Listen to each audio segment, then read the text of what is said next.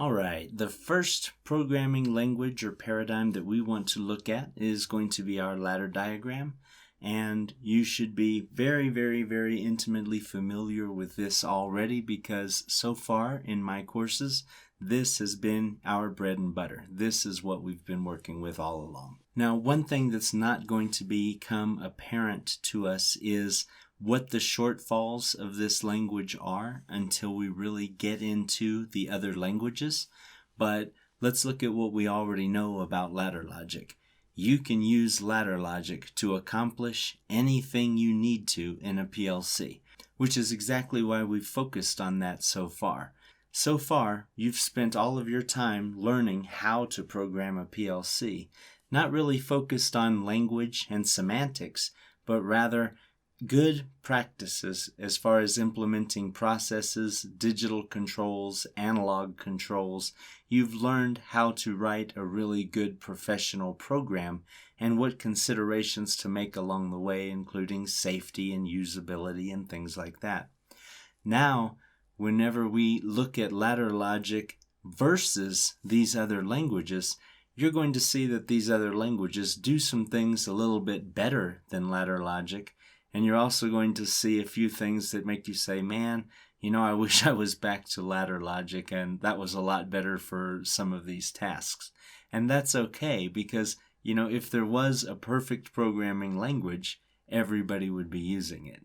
And there isn't, so that's why we are going to be looking at all these different paradigms. Ladder can do everything, and it's very popular, especially in North America. This is pretty much what everybody uses, and old-timers like myself, I'm 39 recording this video, we're familiar with this because, this has been around kind of the longest. The only thing that's really been around longer is assembly language, and nobody really uses that anymore anyway. So what is ladder logic good for? Well, it's good for laying things out. If you're an electrician or an electrical engineer and you think in terms of relays, it's good for watching the program run because it's very easy to see on a detailed level exactly what's happening depending on the environment that you're working in.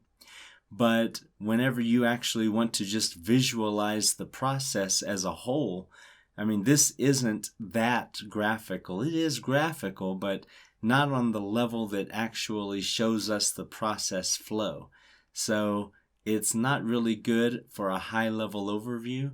And if you wanted to show this to somebody who is not a programmer and who does not really know electrical or PLC programming, they're really going to be lost about what they're looking at. They're going to have a hard time understanding this. So there are some pros, there are some cons, and there are with all of these languages. But ladder logic will, for many of us, always be our best friend and our closest companion. And this is something that you will see on almost every PLC platform. You will have the ability to use ladder logic to program it. So now maybe you're understanding a little bit more why I've been focused on ladder logic all this time. If you know ladder logic, you can pretty much always get the job done.